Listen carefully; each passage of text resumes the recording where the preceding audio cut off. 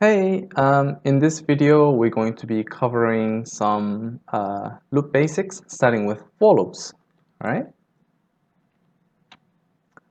So we often have repetition in our code. We want to apply a same routine to different data over and over again. For instance, if we want to multiply some values by a factor, we want to apply to every number, we have to repeat the process for all the values that we have, right? So loops allow you to execute a series of statements more than once, basically doing the same thing, applying it to different inputs that we have. And Python provides us two ways of doing this, mainly two ways of doing this.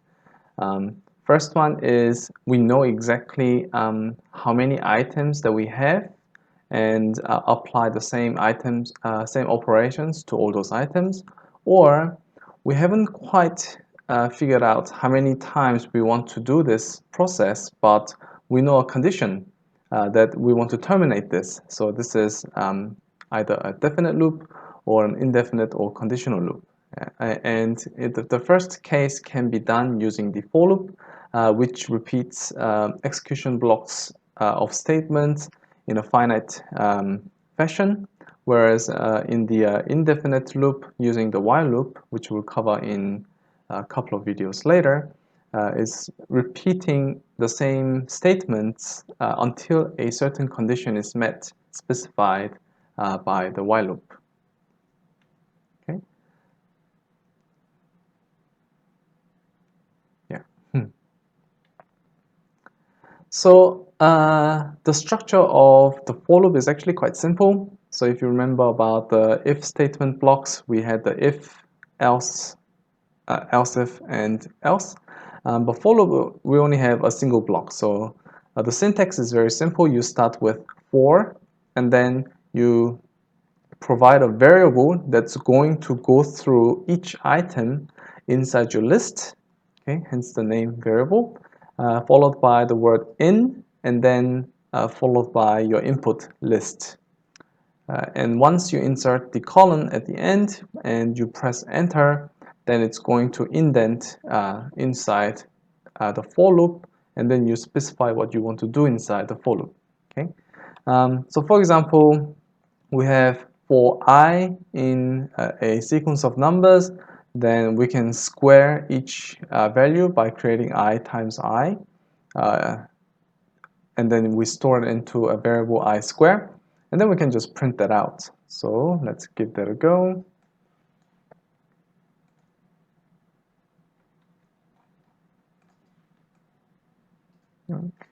Okay. What are we doing?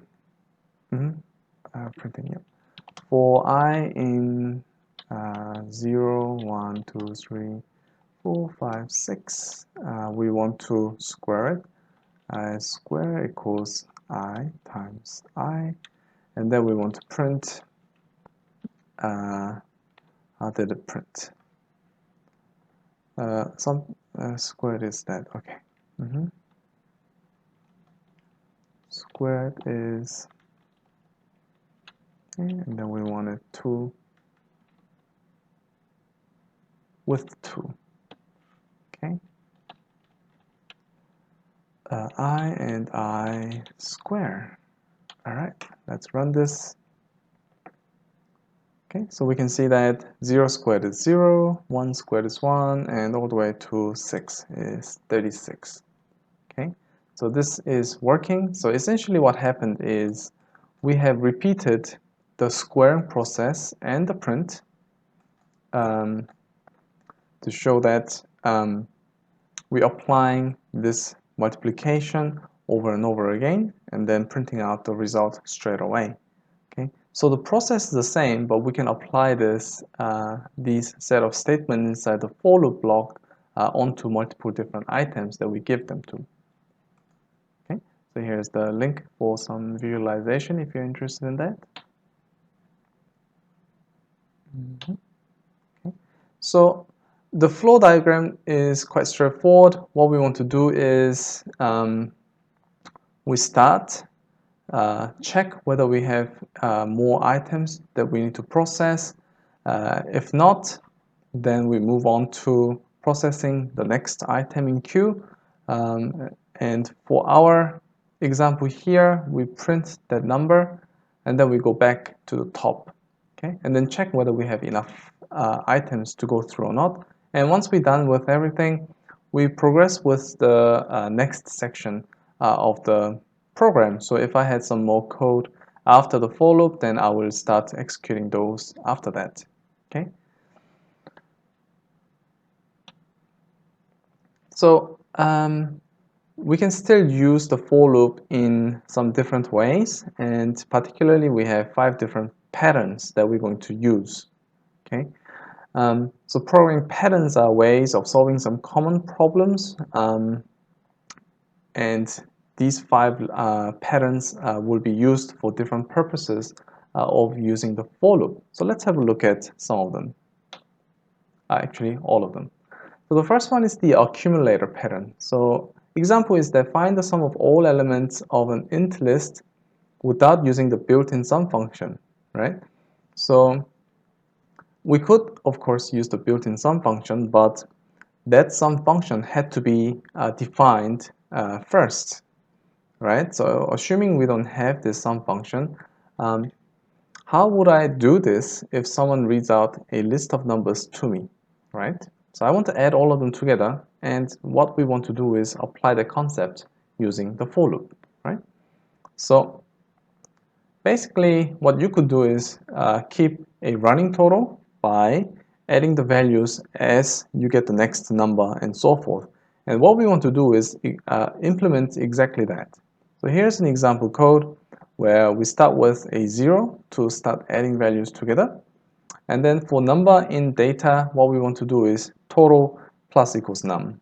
Okay, what we're doing is just adding the next value to my total, and at the end I can print out the total. So this one hopefully should seem straightforward to you. Okay. So the general form for the accumulator is quite straightforward. What we want to do is create some initial value and then apply the for loop by accumulating the value onto our accumulator variable. Okay.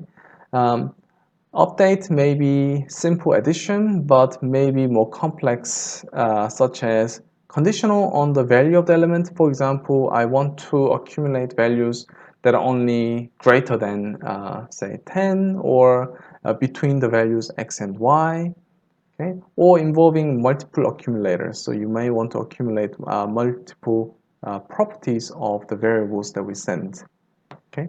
So we can calculate both minimum and maximum at the same time inside a single for loop, okay? So if you are thinking about it, you can try it yourself by creating a list of numbers and then implement it. Okay.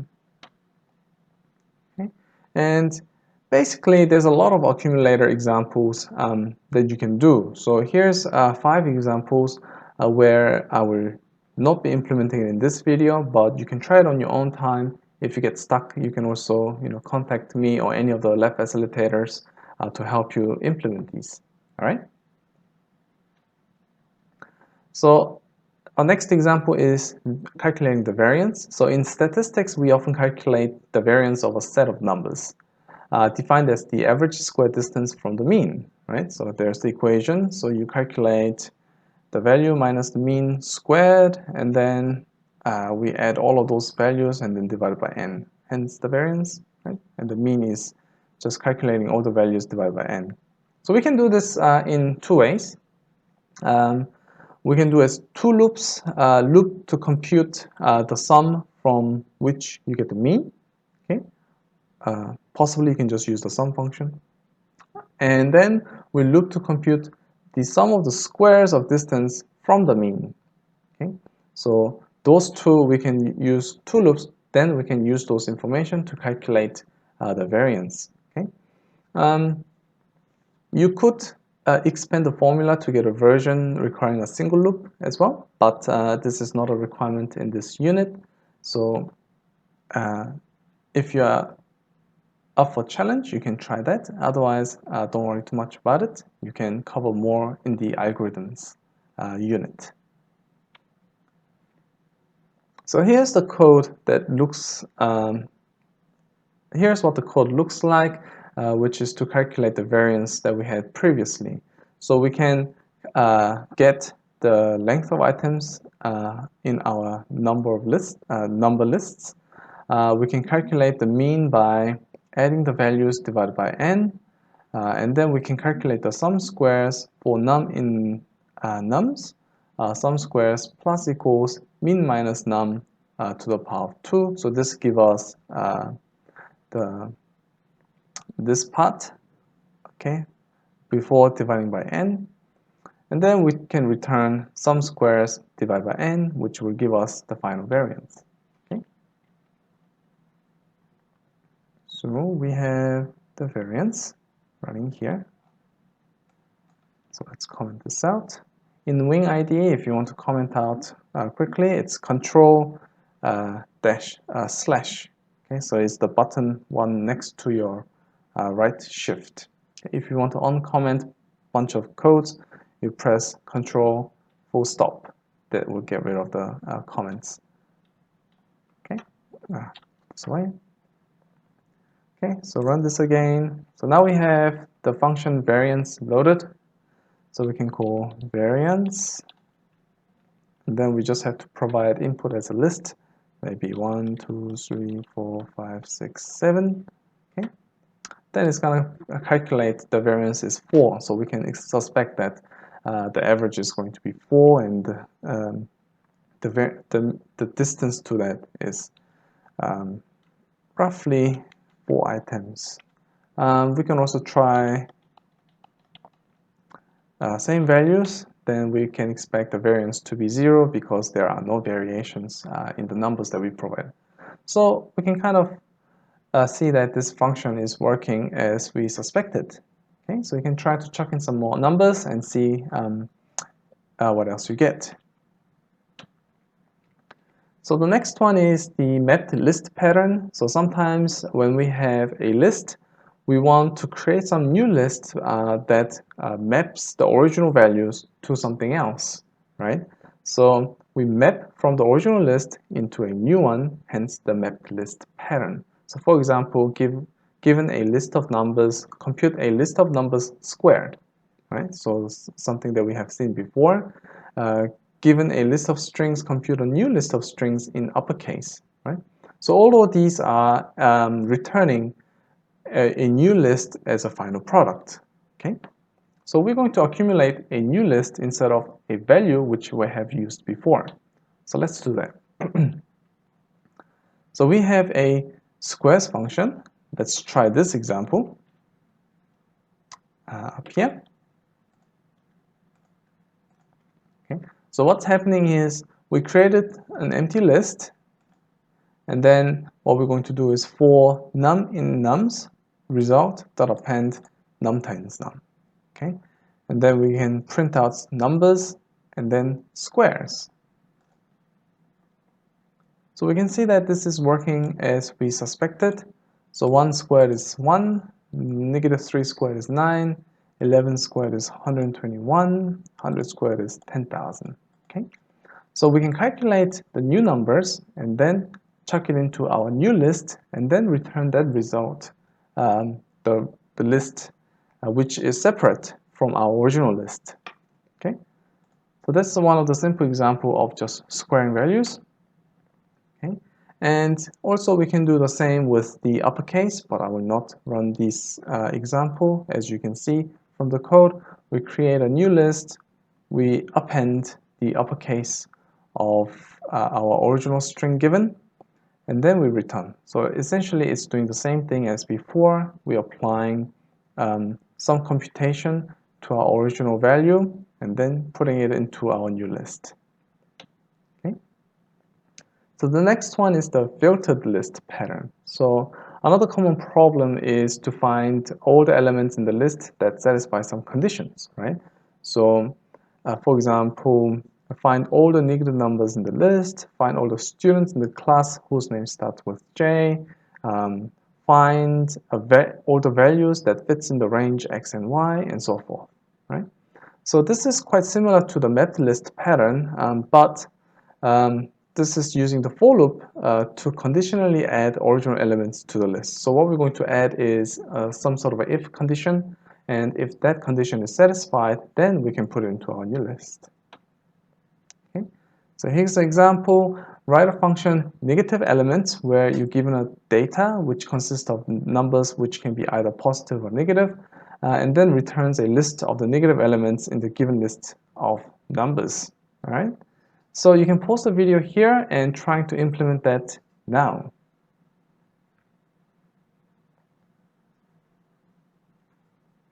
Why aren't you doing it? Okay, so assuming that we have done it now, let's check what your code looks compared to mine.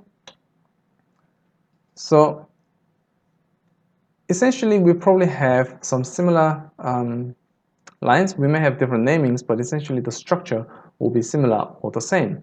So we create an empty list to start with, just like our previous example, and we go through each element in data, and in this case, what we're going to do is check before we put it inside our new list, okay? And then we can append and return the result. Okay, so here is our negative elements. Oh, forgot to comment these guys. Okay, so now we have negative elements, and then we just have to add some data, 1, 2, 3, minus 3, minus 5, minus 1, 3, 6, and then maybe minus 6. Okay, so we have a few negative elements here, and 1, 2, 3, 4 negative elements, and let's see if this function filters out as we expected. And here we go.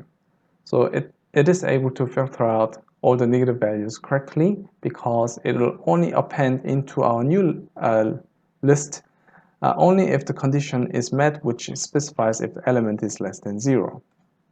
Okay.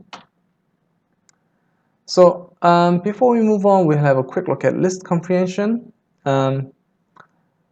Not in the text and not examined, but it's good to know. I will also provide some link about list comprehensions on the details below.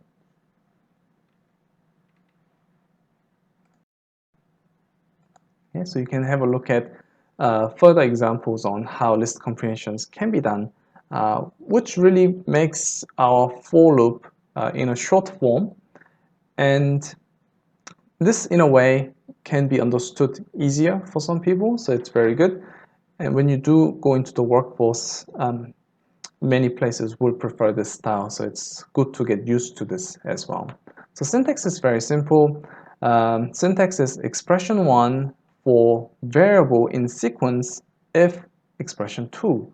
So we can provide a couple of expressions. Our previous one can map onto this as well.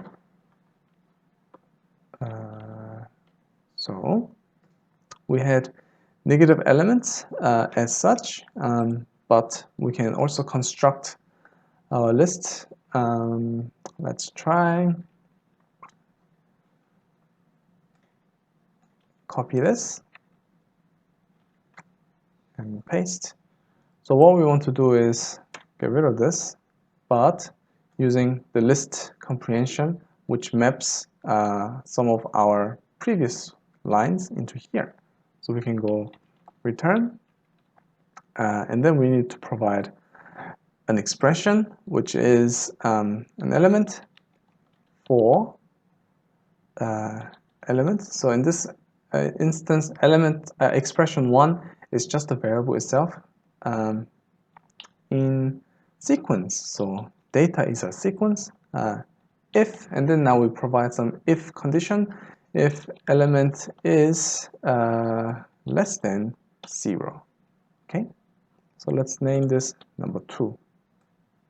Okay, so here we see that the syntax checks out, no red squiggly line. So we run this, check the negative elements again, it's working good. Now we execute check the elements 2, and it's producing us the same result. So you can see that if your for loop is relatively simple, which can be encapsulated into a list comprehension, then we can always convert it into a single line like this, okay? However, this is not necessarily examined, although you may see some in the labs, but it's not a requirement to do so. Okay? So here's a bunch of examples for you to give it a go. Alright, so moving on to the next pattern, which is the counting loop pattern. So what we want to do in this pattern is we want to count pretty much, yeah? So for example, this is a simple counting loop, but what if we want to do this from 1 to 1000, for example, right? This is just starting from 0 and up to how many numbers? We're not going to really write all the numbers out ourselves. So instead, what we can do is use a built-in range function. So range function is quite useful. What it does is provide a sequence of numbers, however we specify, okay? So we need to first understand what range does. So help range, okay? If you look at the help of the range, it will tell you exactly what this is. You can specify where to stop. You can also specify start and stop with an optional of step. Okay, so what you can read the details in more closely, but basically range can have up to 3 inputs. So let's try range 10. What this gives us is just range 0 to 10. But essentially what it does is starting from 0 by default, it's going to give you a number increased by a value 1 up to the value that you have specified, but not including. So you have to remember the important part is not including the number you specify. Okay. We can also specify which value we want to start. So sometimes you want to start at 1 instead of 0. And then we can do this. Then this will tell us the range is between 1 and 10. Again, not including 10. Okay. And finally, we can specify the last value. The last value is skip, which means this is the increment that I want to apply to my sequence. By default, this is 1, but if I change this value to say some other value like 2, 3, or 4, then that will be the multiplier that is applied every time it moves on to the next number. Okay, and to really see these numbers printed out, we need to use our for loop. So let's try that. So for I in range 0, 7, we'll just print I, right? To see what it is. Print I. Okay, so we can see that it's starting from 0, going all the way to 6, but not including 7. So we can apply the same one to say skip value is 2. Then we can see it starts from 0, 2, 4, 6. It skips every 2 values. And finally, we can modify our beginning value, for example, like this. Okay, then now we start from 2. We're going up to 7, but not including. Okay, so after 6, our next value is 8. And what happens is that it checks whether our terminating value is smaller or larger. In this instance, our terminating value became smaller, so we stop without printing that out or doing something with it. Okay, so you can test this piece of code yourself. Okay, what the range function returns, so we've basically seen this before, is just a bunch of numbers really, but it gives you a class range. Okay, so it has its own object type. So sequences, so we can apply this to strings as well, not just lists. So we have a lot of similarities between strings and lists. So lists and range objects are examples of more basic Python type, right? The sequence. So sequence is like a big branch which captures if you have list of elements, then it's part of the sequence, and list is just one type. String is just the other one. Okay, and possibly sequences can be indexed, iterated over with for loops. Okay, so those two are typical things we could really do with any sequences, right? So because since strings are also sequences, we can also do exactly the same thing. Print name1 is going to give us R. Print slicing the string 1 to 3, going to give us RE. We can also chuck it into a for loop where we can print each character line by line. Okay.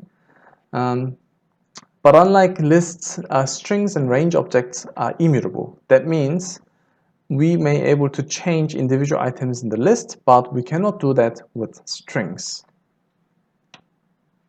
All right, so moving on to the next pattern, the updated list pattern. Because lists are mutable, that means we could update the existing item in the list.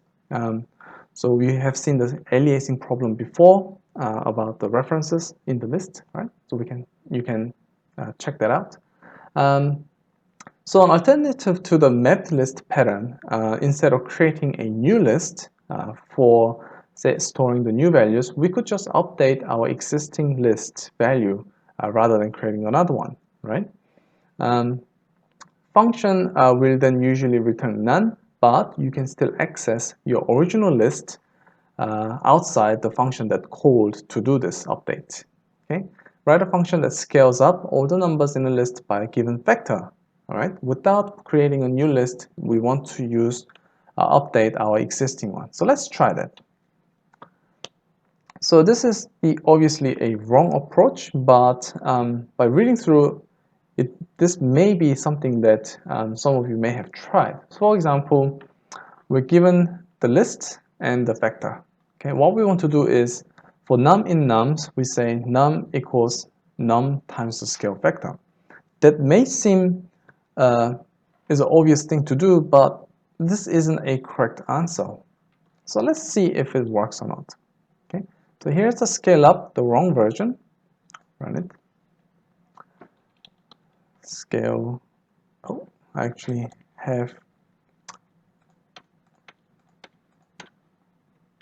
examples, so I just have to run this.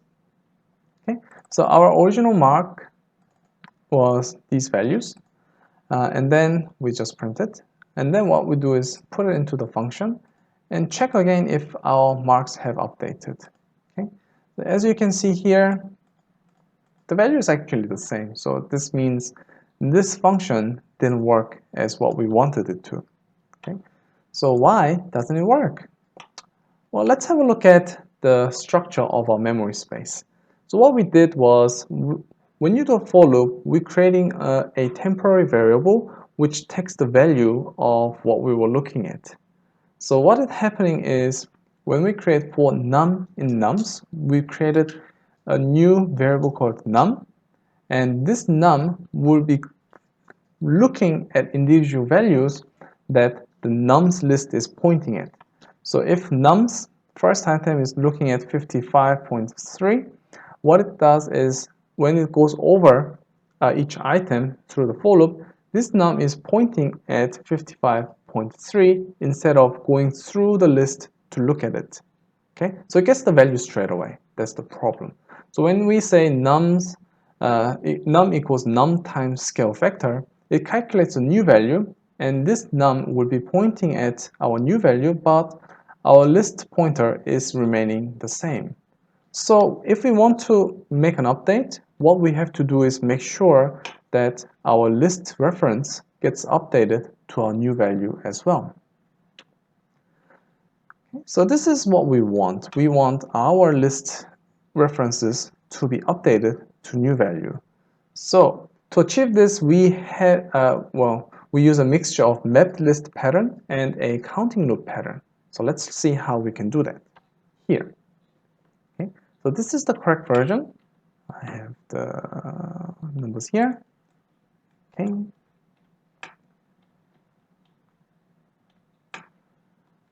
And essentially what it's doing is we're using the range to get the index of individual items in the list, right? So remember, the index starts from 0. So I in range length of nums. So if I have 5 items in my list, then length of nums will give me 5. and the index of each item will start from 0, so it's going to be up to 4, right? 0, 1, 2, 3, 4, not including the final value. So this works out nicely. For I in range length of the nums, then we're going to access individual item inside a list by calling nums at index I equals nums at index I times scale factor. By doing this, we are now updating the reference from the list instead of updating the variable inside the dictionary that we had previously. Okay, so we run this now. So this time, oh, wrong function, scale up to, So this time we get a scaled up values. So you can see the values have already changed, and we increased it by 20%. So well, that should be right? Okay. So now we actually see that our original list has been updated. Okay. So now this one should be working fine. So remember, if you want to update an existing list, you have to update the pointers inside the list instead of the variable used outside. Okay. Just a touch up on the style rule. We prefer to use the mapped list over updated list unless there is a clear performance improvement. Okay. So for example, we probably want to do this rather than updating our original data as we have seen before. Okay? So that's just a preference. It's not strict, but this way you don't accidentally modify your original data, which may, cause error in your next calculations. Okay, and before we finish this off, we're getting quite long. The last item is the enumerate function. What this enumerate function do is it's going to store the value and its index as a tuple and returns us a new list. Okay, so it takes a sequence of as a parameter, so it doesn't have to be a list. It can be any other sequences that you can build, but for us, list will be the one that we normally will use. And this returns a new sequence, or what we call an enumerate object of index value pairs, right? And this will be a type of a tuple. Okay. So if we do list enumerate Joe, Alice, and Anne, it's going to give us a list of tuples that contain their index and value inside a list. Okay, so then by using this, we can do a scalar function actually much easier, like this. So what we do is for I and num in enumerate nums, we don't have to do the length of I. We can go straight to nums of I, and we retrieve the value from the scale factor. So let's see if that works as we suspect. Scale up 3.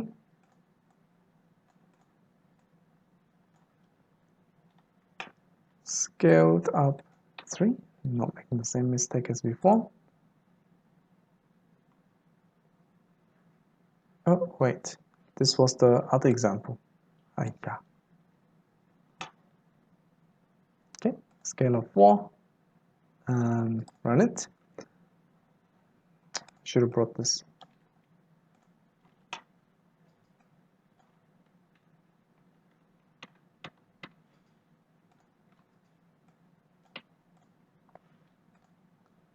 Okay, run it again.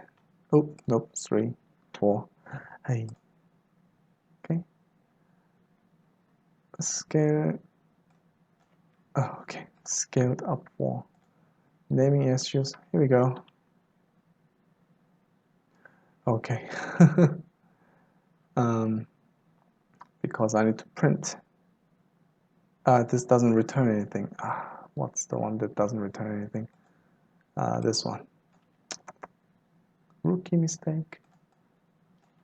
Here we go.